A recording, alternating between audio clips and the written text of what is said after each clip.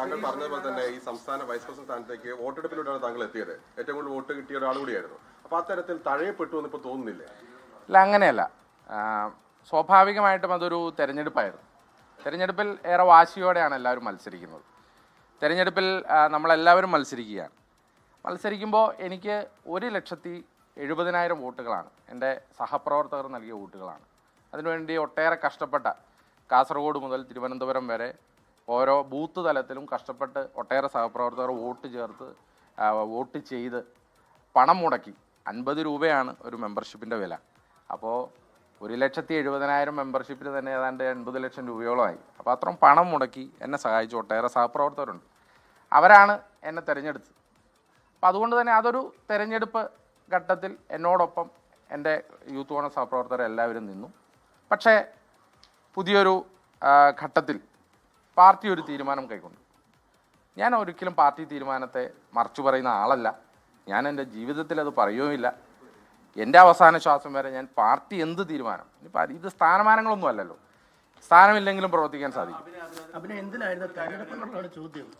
അല്ല, തെരഞ്ഞെടുപ്പ് ജനാധിപത്യ പ്രക്രിയയായി ശ്രീ രാഹുൽ ഗാന്ധി ഈ പാർട്ടിയുടെ ഉള്ളിൽ, KSUവിൻ്റെ ഉള്ളിലും യൂത്ത് കോൺഗ്രസിൻ്റെ ഉള്ളിലും അവലംബിച്ചതാണ്.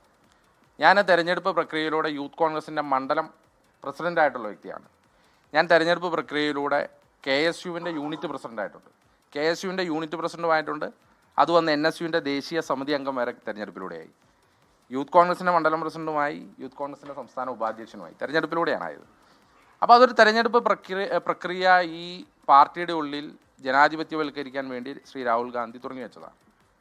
പക്ഷേ ഒരു സംസ്ഥാന തെരഞ്ഞെടുപ്പ് അടുത്ത് വരുന്ന ഒരു വേളയിൽ പാർട്ടി നേതൃത്വം ചില ഘടകങ്ങൾ പരിശോധിച്ചിട്ടുണ്ടാകാം. ആ പരിശോധനയിലായിരിക്കാം അവർ ഇങ്ങനെയൊരു തീരുമാനമെടുത്തത്. ഏതായാലും എൻ്റെ പാർട്ടി എടുത്ത തീരുമാനം ഒരിക്കലും തെറ്റായി പോയി എന്ന് ഞാൻ പറയില്ല. എൻ്റെ പാർട്ടി പല ഘടകങ്ങൾ വിലയിരുത്തിക്കൊണ്ടായിരിക്കും ആ തീരുമാനമെടുത്തിരിക്കുന്നത്. ആ തീരുമാനം തെറ്റായി എന്ന് ഞാൻ പറയില്ല. പക്ഷേ എൻ്റെ ഒരു താല്പര്യം, ഞാൻ പാർട്ടി നേതൃത്വത്തെ വിനയപൂർവ്വം ഞാൻ അഭ്യർത്ഥിക്കും. എനിക്ക് ഈ കേരളത്തിൽ തുടരാനാണ് ആഗ്രഹം. കാരണം എനിക്ക് പിണറായി വിജയനെതിരെയുള്ള സർക്കാരിനെതിരെയുള്ള സമരങ്ങൾ, അതിനുള്ള ക്യാമ്പയിനുകൾ, അതിൽ പങ്കെടുക്കാനാണ്. ഇനി പഞ്ചായത്ത് ഇലക്ഷൻ വരികയാണ്, നിയമസഭാ ഇലക്ഷൻ വരികയാണ്. അതിൽ ഒരു പാർട്ടി പ്രവർത്തകനായി, പാർട്ടിയുടെ ഒരു പോരാളിയായി ഇവിടെ നിൽക്കാനാണ് ഞാൻ ആഗ്രഹിക്കുന്നത്. അത് ഞാൻ അഭ്യർത്ഥിക്കും പാർട്ടിയുടെ. അല്ല, അങ്ങനെയല്ല. ഞാൻ പറഞ്ഞല്ലോ, പാർട്ടി തീരുമാനം തെറ്റായി പോയെന്ന് ഞാൻ പറഞ്ഞിട്ടില്ലല്ലോ. അല്ല,